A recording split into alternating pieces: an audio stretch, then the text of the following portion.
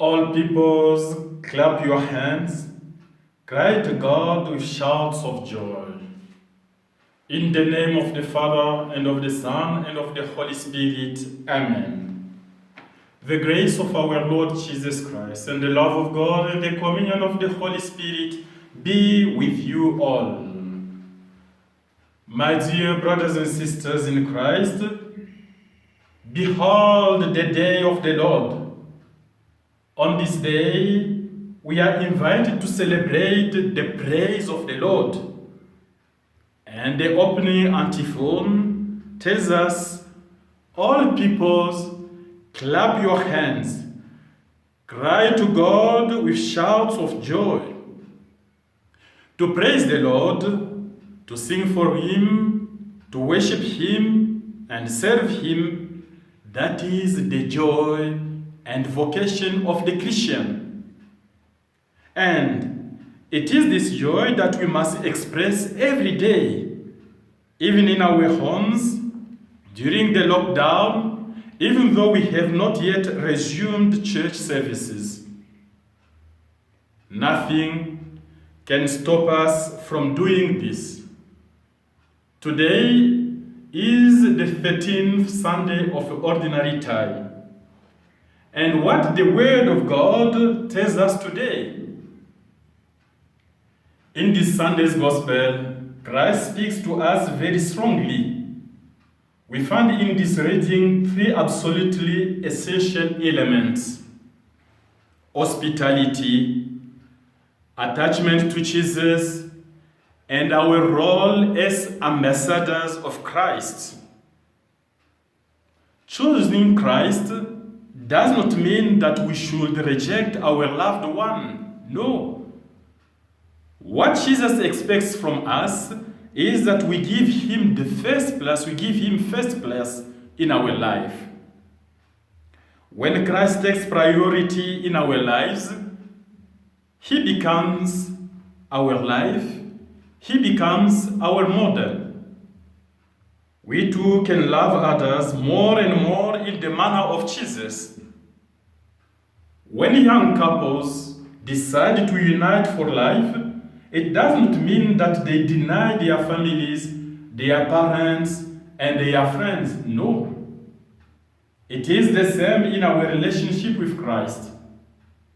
To choose Him is to be able to love others in truth.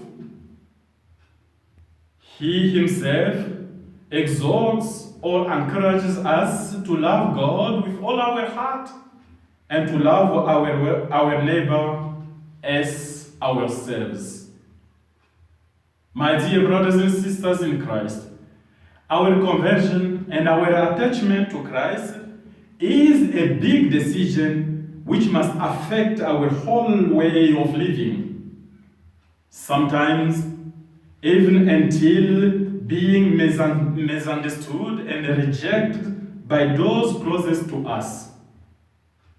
Others will never understand you because, as St. Paul says, it is no longer I who live, it is Christ who lives in me. And because Christ lives in you, everything, your manner, your way of living will change. And when Christ lives in you, the world will hate you and never understand you. You will be rejected even by your own family. But despite the threats, many have chosen to remain faithful to their attachment to Christ. And attachment to Christ gives you another way of living, as I said before. The servant of God lived from this providence when they were welcomed on their missionary journeys. And hospitality is an essential value in the Jewish tradition or in the Jewish religion. We were able to realize this by listening to the first reading. It tells us about the prophet Elisha, who is welcomed by the Shunammite woman. And this woman is generous because she recognized in the prophet Elisha the man of God, the servant of God. But she carries within her a suffering that she does not speak of. She has no children, she has no son, and her husband is elderly. With great delicacy, the prophet Elisha, and because he was welcomed in this house, in her house, he promised her the son, and the son whom she no longer expected to have. But because she welcomed the servant of God in her house, now she can receive also the blessing from God through the prophets.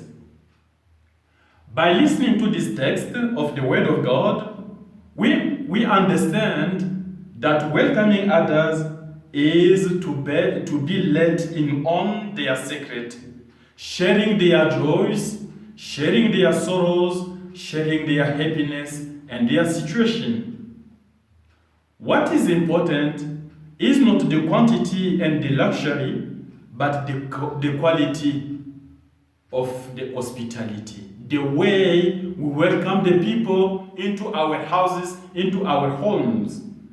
We Christians have learned that through the people we meet and welcome, it is God who is there.